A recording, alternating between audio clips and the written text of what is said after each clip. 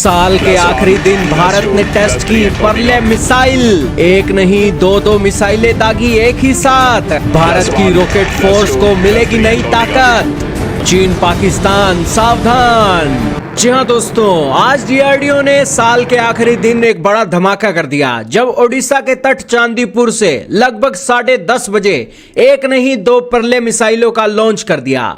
एक ही लॉन्चर से बहुत कम समय के अंतराल में 2 मिसाइलें दागी गई और इसने पूरी सटीकता के साथ अपने एक टारगेट को हिट किया।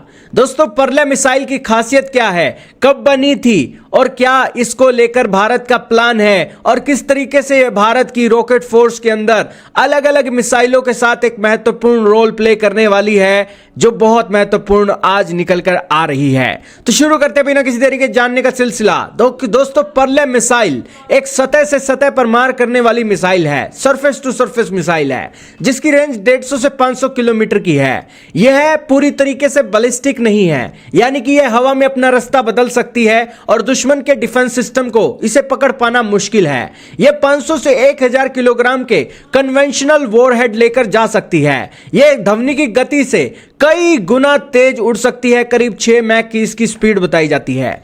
भारत की सरकार ने 2015 में इस मिसाइल को बनाने की मंजूरी दी और 2021 में इसका सफल परीक्षण हुआ। इसके लिए शुरुआती बजट 332 करोड़ का रखा गया और अभी भारत की सरकार 250 मिसाइलों की खरीद का सौदा लगभग 75 करोड़ से अधिक का कर चुकी है।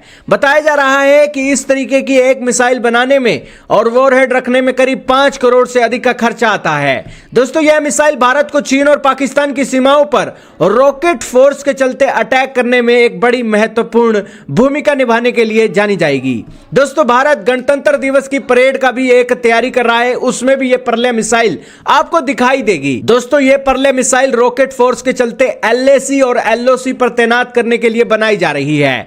यह दोस्तों खासकर बहुत दूर बैठे हुए दुश्मन के बंकर, हवाई पट्टियां, कमांड सेंटरों को तबाह करने के लिए काफी है। दोस्तों, ये जो मिसाइल है ये चीन के HQ-9 और पाकिस्तान के LY-80 का काल भी मानी जाती है। इसकी टॉप स्पीड 7473 किलोमीटर प्रति घंटा 6 मैक की बताई जाती है।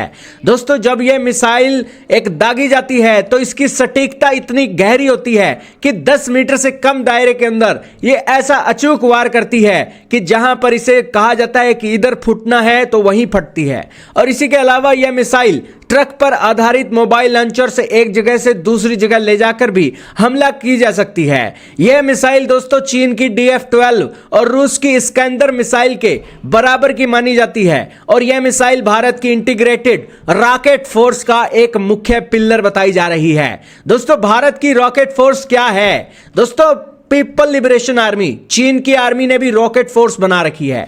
उसको काउंटर करने के लिए भारत ने भी अपनी मिसाइलों और रॉकेट के चलते एक ही कमांड के तहत लाकर नॉन कॉन्टैक्ट वॉरफेयर की क्षमता को बढ़ाने के लिए रॉकेट फोर्स बनाई है। जिस रॉकेट फोर्स के अंदर भारत के पास परले मिसाइल, निर्भय missile, BrahMos missile, Pinaka multi barrel rocket system है और साल के आखिरी दिनों के अंदर भारत ने हाल ही में इसी रॉकेट फोर्स की Pinaka multi barrel rocket system और परले बैलिस्टिक मिसाइल का टेस्ट किया।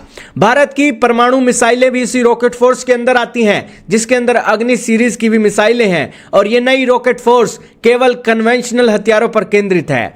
परले मिसाइल का दोस्तों यह सफल टेस्ट इसे युद्ध के लिए तैयारी के तौर पर जाना जा रहा है। भारत ऑपरेशन रेडी है और भारत का ऑपरेशन सिंदूर पाकिस्तान के खिलाफ अभी भी चल रहा है। उसी के बीच ये इस तरीके के टेस्ट पाकिस्तान के मिलिट्री और टेररिस्टों के सीने में दहशत डालने के लिए काफी हैं। इसलिए साल के आखिरी दिन इस एक तरीके का टेस्ट किया गया है। दोस्तों, भारत की ये जो परले मिसाइल है भारतीय सेना, भारतीय वायुसेना और इंटीग्रेटेड रॉकेट फोर्स के अंदर इस्तेमाल की जाएगी। सरकार ने अब तक परले मिसाइलों के 370 ऑर्डर दे रखे हैं और आज के सफल परीक्षण के बाद इन मिसाइलों की आधिकारिक तैनाती 2026-27 तक शुरू होने की भी उम्मीद जताई जा रही है। यानी कि दोस्तों, ये एक भारत के डिफेंस के लिए बड़ी एक मिसाइल बनकर उभर रही है।